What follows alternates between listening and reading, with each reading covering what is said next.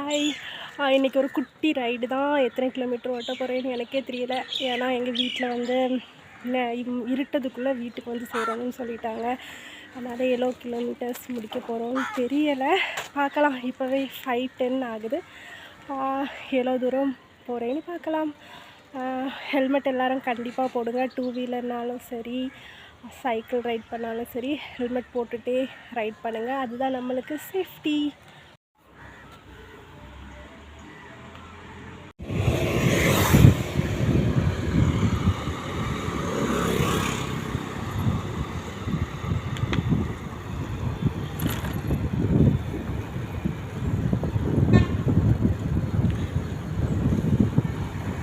Mostly evening நான் ride வந்தேன்னா இந்த சைடு தான் வருவேன். ஏன்னா ரொம்ப டிராஃபிக்கே இருக்காது. வண்டி வந்துகிட்டே தான் இருக்கும் இப்போது. ஆனால் டிராஃபிக் ஸ்டாப் பண்ணி போகிறது மாதிரி அப்படியெல்லாம் இருக்காது.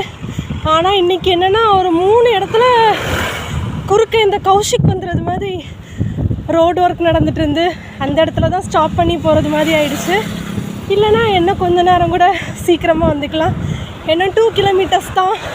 மணக்குடியை ரீச் பண்ணிடுவோம். மணக்குடி ரீச் ஆனோடனே அப்படியே வீட்டுக்கு திரும்பிட வேண்டியதான். முன்னாடி எல்லாம் மணக்குடி வர்றதுக்குள்ளே ஒரு 2 இடத்துல ஸ்டாப் பண்ணுவேன். வாட்டர் பிரேக்கு, ரெஸ்ட்டு அப்படின்னு சொல்லிவிட்டு ஒரு 5 மினிட்ஸ் வெயிட் பண்ணிட்டு தான் போவேன். ஆனால் இப்போலாம் ஸ்டாப்பிங்கே இல்லாமல் மணக்குடி ரீச் ஆயிடுவேன்.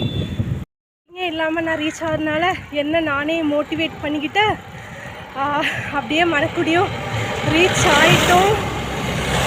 மோட்டிவேஷன் எப்போவுமே நம்ம வெளியே இருந்து எதிர்பார்க்கக்கூடாது.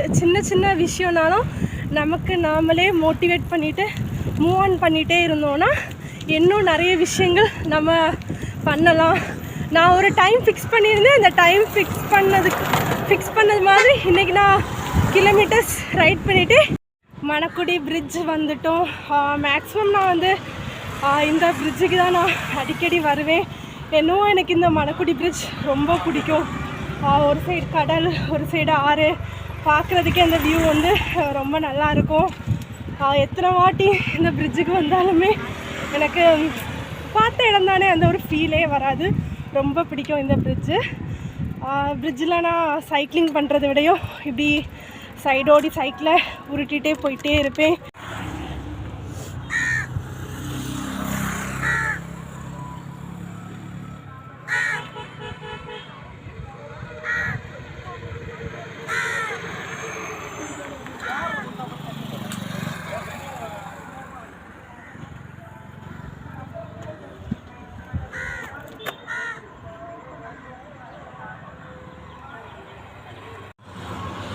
ஃபஸ்ட் டைம் இன்றைக்கி தான் நான் இங்கே போட்டிங் போகிறத பார்க்குறேன்.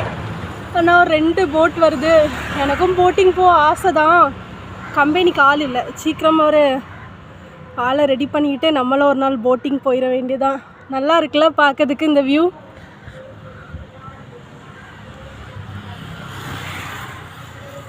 மணக்குடி பிரிட்ஜோட இன்னொரு சைடு வந்திருக்கோம். ஃபஸ்ட்டு நம்ம அந்த சைடில் தான் நின்னது. இப்போ இந்த சைடு நம்ம கடல் சைடு வந்திருக்கோம். நிறையா போட்டு நிற்கிது மீன் பிடிக்கிறவங்களுக்கு. ஆனால் ஒரு இடிஞ்ச பாலம் தெரியுதா? அந்த பாலம் இடிஞ்சிடுச்சு. சுனாமி டைமில் பாலம் எல்லாம் டேமேஜ் ஆனனால இரும்பு பாலம் மக்களுக்காண்டி போட்டு கொடுத்தது தான். அதுக்கப்புறம் கொஞ்சம் வருஷத்துலேயே அது வந்து டேமேஜ் ஆகிடுச்சு. பட் அது இன்னும் ரிமூவ் பண்ணல. அது அங்கேயே தான் இருக்குது.